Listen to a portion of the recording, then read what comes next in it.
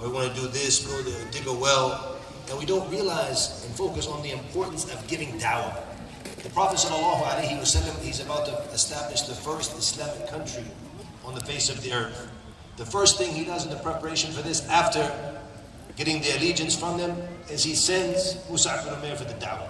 So that's an important reminder to us of how we need to have the same passion for the da'wah, and we need to put our efforts and focus on da'wah and supporting da'wah as well. When you look at the hijrah of our beloved Prophet ﷺ, he was actually informed and warned that he would be making hijrah. When was he told? If you remember yesterday from the stories we heard yesterday, from the first time that the wahi came to him, from the first day of revelation, when Khadija radiallahu anha took him to Waraq ibn Nawfal, her cousin, and he said that your people are going to force you out. You, the Sadiq al-Amin, the truthful one, the trustworthy one, the one that everyone loves, Muhammad sallallahu alayhi wa sallam, all of his people used to love him. But yet, when you come with the message of haqq, when you come with the truth, your own people who used to support you, who used to love you, they are going to force you out. So he learned about this from the first day. Yet the Prophet ﷺ, he's a Rasul. His job is to relay the message, the revelation that was sent to him from Allah subhanahu wa ta'ala. And he worked night and day, as we heard yesterday, and how he struggled, and his companions struggled in order to establish this deen and call the people to the deen. But when they rejected, he started to look outside, as Sheikh Abdul alluded to in the beginning of his talk. As he started to prepare, and I want you to pay attention, it wasn't just something, the hijrah was done, we have the wahi from Allah subhanahu wa ta'ala, Allah is going to support us. So like the Muslims nowadays, what do? When we want to do something, Bismillah, on barakah. Alhamdulillah, we say Bismillah in everything we do, no doubt. But do we strategically plan? Do we take out the time and the effort to see what are the pros and the cons? What are the dangers? What do we need to do to avoid these dangers in this project that we're about to get involved in, we're about to do? Or we just say, oh, mashallah, it sounds like a great idea, especially Islamic projects. And in all aspects of life, you'll find the Muslims nowadays, this is how we are. Bismillah, just do it, barakah. Look at the hijrah of the Prophet ﷺ and how strategically he planned, alayhi salatu wasalam, down to the smallest details. He wasn't in a hurry. First of all, he was waiting for the permission from Allah subhanahu wa ta'ala.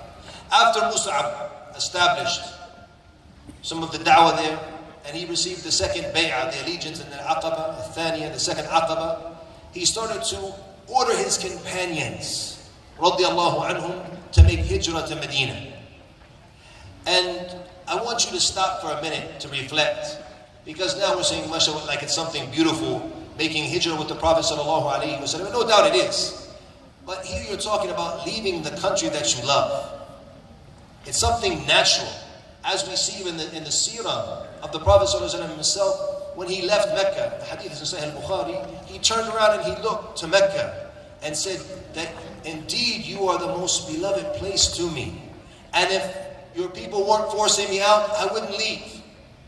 So it's human nature that we love the country where we're from. We love our homeland.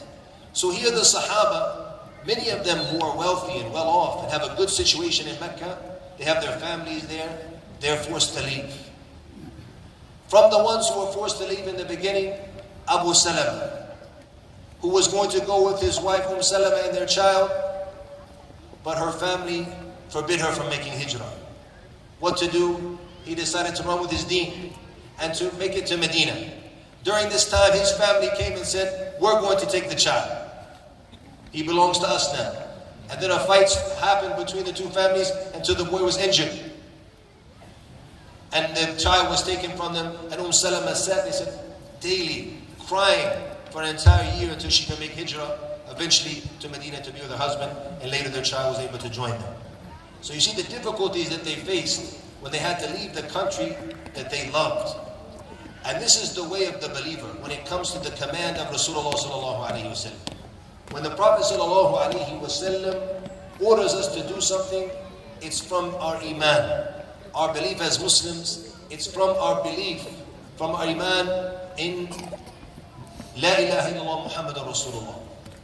وَمَا كَانَ لِمُؤْمِنٍ وَلَا مُؤْمِنَةٍ إِذَا قَضَى اللَّهُ وَرَسُولُهُ أَمْرًا أَنْ يَكُونَ لَهُمُ الْخِيَرَةُ مِنْ أَمْرِهِمْ. It's not up to a believing Muslim male or Muslim female that if Allah or His Messenger have decided something in their affairs, that they have a choice. It's not optional. When Allah and His Messenger, they order you to do something, you do it. And this was the implementation of the Sahaba. When they were told to make hijrah, they left the country they loved, even though they were going through difficulties. They left because they realized that the religion was more blessed. The religion was more important. And this is a lesson that all of us need to remind ourselves, that the most important thing for us is our deen.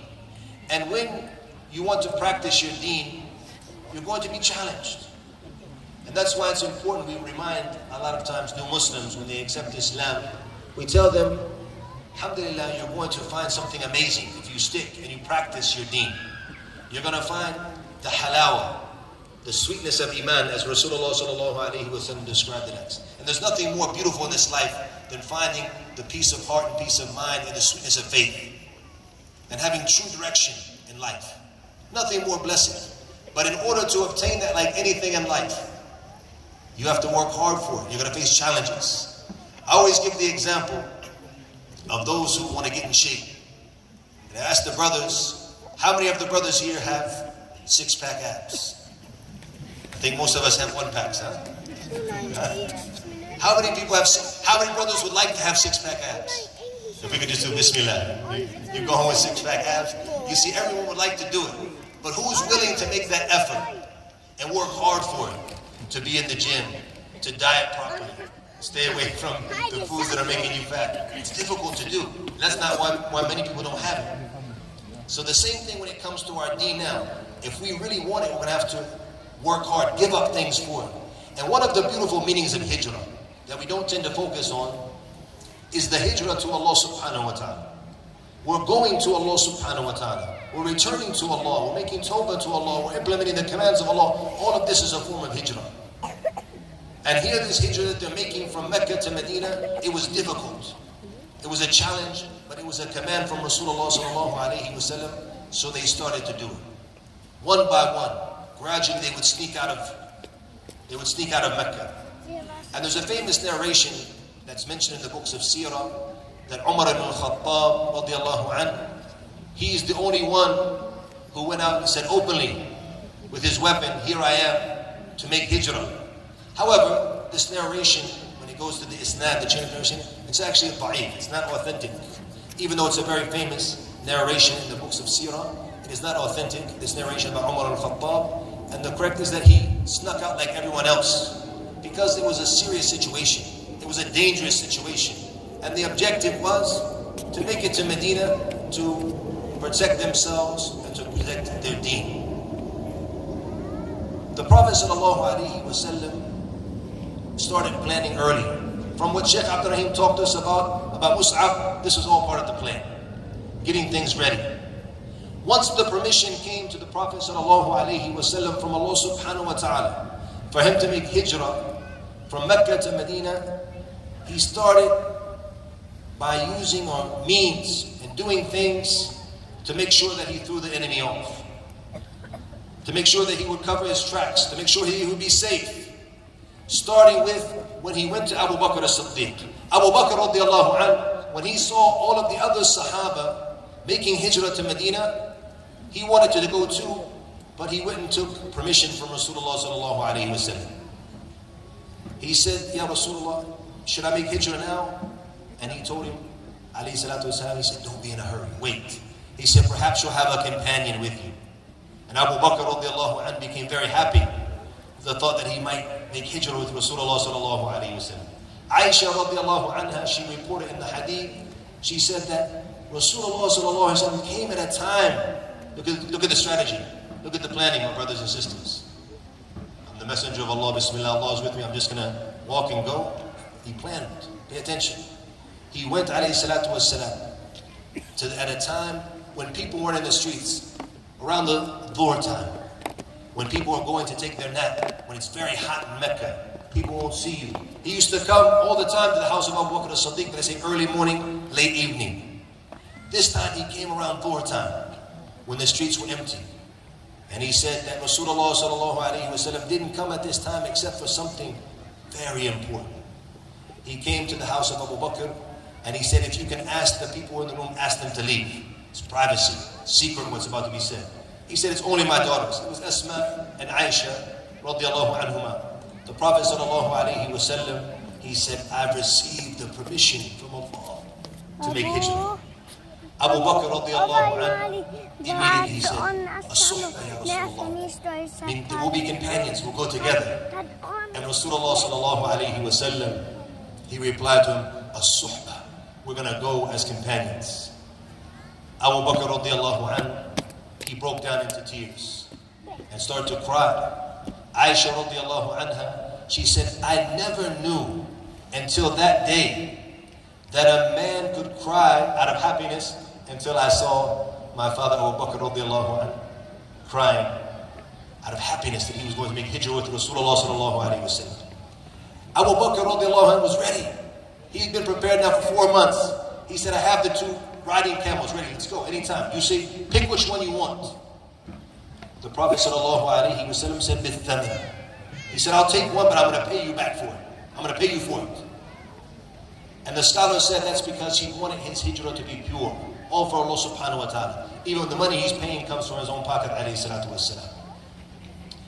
And then they made the agreement that they would meet in the middle of the night and they would leave towards a different direction, towards the south, towards Yemen, the opposite direction of Madinah. And before that, Allah subhanahu wa ta'ala sent Jibreel to the Prophet sallallahu alayhi wa sallam with some very important information. Because the kuffar of Quraysh, when they're seeing that they're people of high status, Umar al-Khattab and others who are from high status from the tribe of Quraysh, they're leaving and making hijrah to Medina, which was known as Yathrib during that time. This is a problem for them. The message is now spreading to a different place, so they have to do something about Muhammad sallallahu alaihi wasallam. So they met in a place known as Dar al-Nadwa. And as they were sitting, an old man, they didn't know he came. He said, I'm from Najd. And he said, I heard you're having a problem and I want to meet with you. I want to be part of this meeting if you don't mind. He said, sure, come in. Because he has the same problem as Muhammad sallallahu alaihi wasallam. Little did they know this man was not really a man.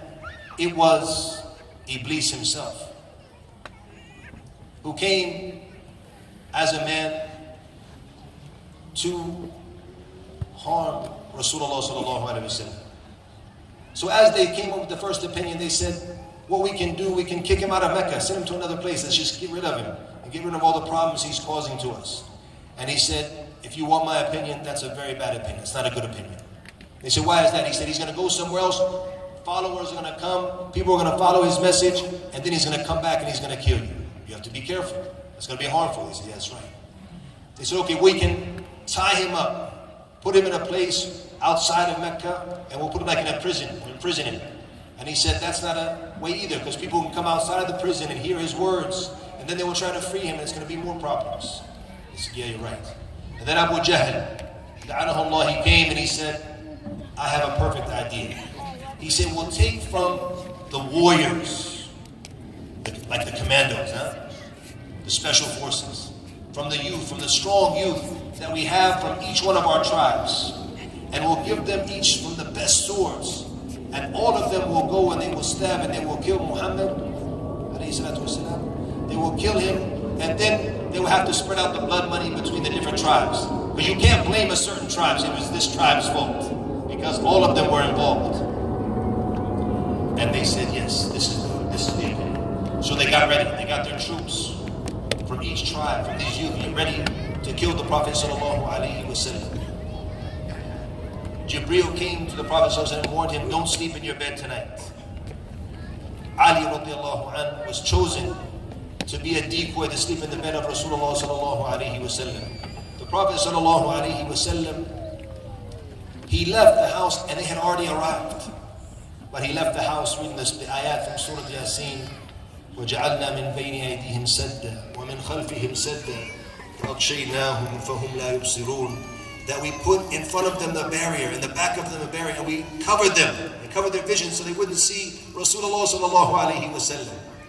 And the Prophet sallallahu alaihi wasallam, he went and he poured dirt on each one of their heads. They didn't even know he was there. And then he snuck out to the house of Abu Bakr as-Siddiq radiallahu anhu. In the morning time, they came and they were waiting for the Prophet ﷺ, and they went in to his house in order to kill him, and they found Ali ibn Abi Talib radiallahu anhu, who was there as a decoy in his bed. And the Prophet ﷺ, he had already snuck out to the south with Abu Bakr as-Siddiq radiallahu anhu, and they went and they hid in the Ghar of Thur, in the cave known as Thur, with Abu Bakr as-Siddiq. And then they started to look for him in the morning. We know the story. When they started to search for him, and when they couldn't find him, they put a bounty on each one of their heads, 100 camels, huge amounts of money, to whoever brings them back, dead or alive. And as they went around, and they didn't find them on the normal path, obviously, they're clever as well. They said, maybe he went the opposite way to throw us off. So they went to the south as well. And they went next to the cave, saying maybe he's in the cave. But yet, they stood on top of the cave, and they didn't look down, they didn't see them, and they were right under their feet.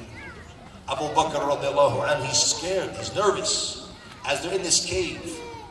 And subhanAllah, when you look at this situation, the Prophet of Allah subhanahu wa ta'ala, the most beloved human to ever walk the face of the earth to Allah subhanahu wa ta'ala, the closest of all humanity to Allah subhanahu wa ta'ala, Muhammad sallallahu alayhi wa sallam, here he is hiding in this cave.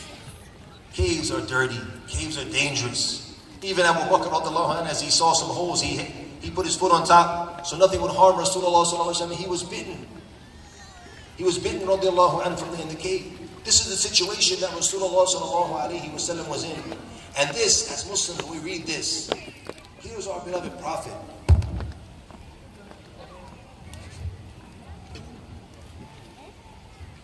To implement the command of Allah subhanahu wa ta'ala, and in order for this message to reach all of us, he did this for Allah subhanahu wa ta'ala, and then he did it for us. He faced these difficulties. So the message of La ilaha illallah Muhammad Rasulullah will reach us. And we see our Prophet ﷺ in the cave. It makes us ask ourselves, what have we done for our religion? Look at the difficulties. Look at the challenges that Rasulullah sallallahu alaihi wasallam and his companions faced. What have we done for our religion? We sit in the comfort of our homes and our ACs and our nice cars, eating well. Look at the difficulties that they faced. As they were in the cave, and he became nervous, Abu Bakr radiallahu anhu, because he knows if they get caught, that they're going to be killed. And he said to him, La tahsan, don't be scared. Allah is with us. Inna Allah ma'ana. Indeed, Allah is with us. And he said to him, what do you think with two, Allah is their third? Allah is He who is going to support us. He's going to protect us. And something amazing that the scholars mentioned, when you look at, when he said, what do you think about two? He didn't say, what do you think about a prophet or the prophet or myself and just with you and Allah is the third? He said he did this to show that this is not just for Rasulullah sallallahu alaihi wasallam, but for all of those who strive to support the deen, that Allah will support them and Allah will help them as well. Even in these type of difficult situations. And how many of the salihin, of the pious have we seen where Allah subhanahu wa ta'ala has opened up for them? How Allah has protected them in similar situations when they turned and they relied upon Allah subhanahu wa ta'ala. This is what we gain from the seerah of Rasulullah sallallahu alaihi wasallam. After 3 days in that cave, and they had done things during that time, getting the news from the son of Abu Bakr as-Siddiq. He would get the news and he would bring them what was happening, and they would have milk coming to them, and they knew what was happening. They had hired a non-Muslim who was trustworthy, Abdul ibn Urayqat, to show them the way, because he knew the way to Madinah. So he took them farther south, and then they made a U-turn around to the Red Sea, on a path that was very rarely traveled. And they started to go, and you heard yesterday the story of Ma'bad and things that happened upon the way. And from the amazing things that happened, when Seerah ibn Malik, he heard about the bounty. as he was sitting in their majlis, and when the person of Quraysh came and said, we're looking for Muhammad and his companions. They said, and for anyone who brings him and Abu Bakr back, 100 camels, dead or alive, each of them. So if you bring both of them, how many? 200 camels, huge money. So one of the people from his tribe said, I saw a shadow on that path that people usually don't travel, and I think it was Muhammad and his companions. Sarata, he's thinking about the money now. He said, no. He said, that's so-and-so. He said, I saw them earlier, I know them. That's not Muhammad, someone else. He wanted to throw the people off. He said, I sat there for an hour. And then he said at the end, I snuck out the back and I told my servant, get my horse ready. Got his horse, got his sword, and he went to chase them down to bring them back, to get this ransom, 200 camels. As he started to come, we saw from the signs of Allah subhanahu wa ta'ala. He said, every time I would get a bit close to them, the horse would stop, it wouldn't go further, and it started to get buried into the sand. He said, I realized right then that this was the Prophet of Allah. There's no way that this could happen to someone who was trained and professional like him, unless it was from Allah subhanahu wa ta'ala. He called out, he said, I'll come in peace. I'm not going to harm you, but I just want to say something. After he saw this, it's from the signs of Allah subhanahu wa ta'ala. As he came close to him, pay attention to this, he heard Rasulullah sallallahu alayhi wa sallam reading the Quran. As he's walking in the hot desert heat, he's benefiting from his time, my brothers and sisters. This is an important message, an important lesson for all of us. When he came into Mecca, and the conqueror of Mecca, he's reading the Quran alayhi salatu wasalam as he's coming in on his camel, benefiting from his time. This is the way of the believer. And alhamdulillah, Allah subhanahu wa ta'ala has blessed us in the days we live in with so many ways that we can benefit from our time. But unfortunately, with these devices that we have, these telephones, we find ourselves wasting our time rather than benefiting. It's a two-edged sword. It's going to be how you use it. If you want to make it something beneficial, wallah, it's something amazing. But it can also kill your time, waste all your time if you don't use it properly. The Prophet sallallahu alaihi wasallam was reading the Quran, and he promised him that he would receive the siwar, the bracelet of Kisra, once the Muslims conquered that land, and he received it during the time of Umar al-Khattab, and Surata later became Muslim. After some time, when the Ansar and the Muhajirin who were there in Madinah, they heard that Rasulullah ﷺ had left this long journey. He went the complete opposite way, in a long path, around 12 days until he reached Medina. And they came out every day with their wives and their children, waiting for Rasulullah ﷺ, until it became very hot. So they decided to go back to their houses and take a nap and come back in the evening. At that time, a Jewish man was working on the top of his date tree, and he saw in the distance Rasulullah ﷺ and his companions, and he started to scream out as loud as he could to the Muslims that here, who you've been waiting for is coming. He's coming, he's entered. They rushed to Medina, to the outskirts of Medina, to greet the Prophet ﷺ. And as we've been told, there's a very famous nasheed that was said during this time. And what is that nasheed? طلع البدر علينا. By the way, one of the sheikhs who's with us, he sings it very beautifully. I can't do it better. But if some of the organizers get him to do it, Allahu Akbar, mashallah, it's a very beautiful voice when he does طلع البدر علينا. This narration in the Seerah, once again, it is not authentic. The chain of narration is mu'dal, meaning that two or more narrators are missing out of the narration, therefore it's considered da'if, it's weak, the hadith. And some of the scholars even mention that Thaniyatul Wada' is actually on the other side of Medina. Some say it had on both sides, but the point is that the hadith is not authentic. It didn't happen during this time. But the scholars mention that sometimes when it comes to seerah and these events, that some of the weak hadith we can benefit from them, and there's no problem with saying this nasheed because it has very beautiful meanings. And actually what happened to Medina is that this light was spread there through the people and then throughout the world when the Prophet ﷺ came there, so no problem with that. But what's important I want to point out is that be careful when it comes to many narrations, and always focus on going to authentic sources when it comes to the seerah of Rasulullah ﷺ. Alhamdulillah, we're blessed in the English language with 3 books which I'll recommend quickly, which try their best to focus on the authentic narrations.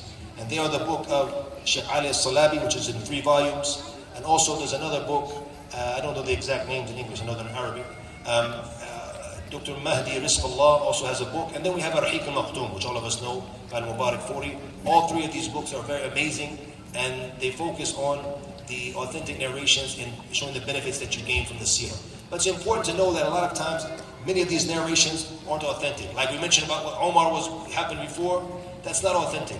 Even the narration, they claim that Omar radiallahu anh, that he buried one of his daughters alive. A'udhu billah, this is not an authentic narration about Umar radiallahu anhu. This is a lie. Never was it confirmed. You'll find that the people of bid'ah, the people of innovation, who hate the companions of Rasulullah sallallahu alaihi wasallam, they're the ones who put these type of hadith into different history books, and it's not from the seerah of Rasulullah sallallahu alaihi wasallam. The Prophet sallallahu alaihi wasallam, when he reached Medina, I want you to pay attention to this. Something amazing about our beloved Prophet sallallahu alaihi wasallam. They looked at Abu Bakr, they looked at the Prophet sallallahu alaihi wasallam, and they didn't know who was the Prophet. They'd never seen him before. The Ansar, the people of Medina, had never seen him before, except for the 70 plus who had came during that time. They knew him, but the other ones didn't know who he was. And this shows the tawadu, how humble our Prophet ﷺ was. The A'rab, the Bedouins, they would say we would come out, or the delegations from outside of Medina, they would come to Medina, and they would enter into the masjid of Rasulullah ﷺ, and he would be sitting with his companions, and they wouldn't know who he was.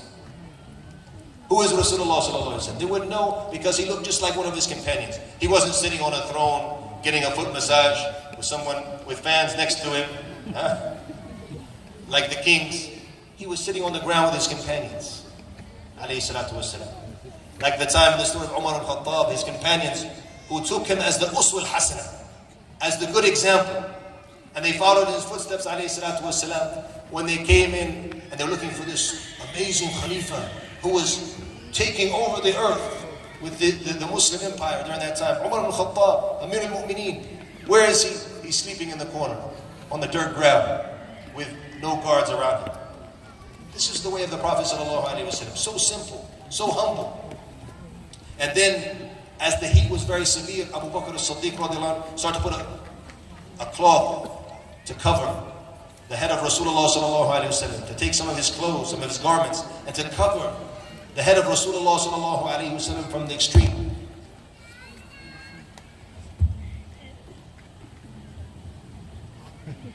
I don't know if they're telling me to stop talking or not. This is the third microphone. Huh?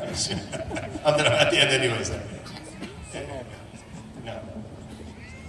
So at this time, they knew that this was Rasulullah sallallahu alaihi wasallam, and inshallah ta'ala, our brother Sheikh Mufti Meek inshallah ta'ala will continue to tell us what we gain and what we benefit and what happened after Rasulullah sallallahu alaihi wasallam entered into Medina. And Allah knows best. Allahu a'lam wa sallallahu wa sallam wa baraka ala Muhammad wa jazakum.